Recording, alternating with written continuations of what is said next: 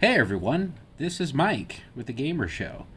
Here we have a Withings thermometer.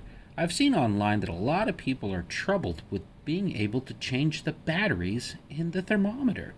And you guys may be aware on my channel, I have a how to change the batteries in the NVIDIA Shield remote.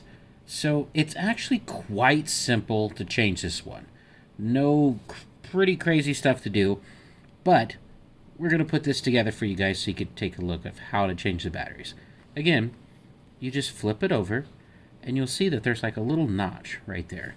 You get your nail, stick it in, and pop it right off. That's it.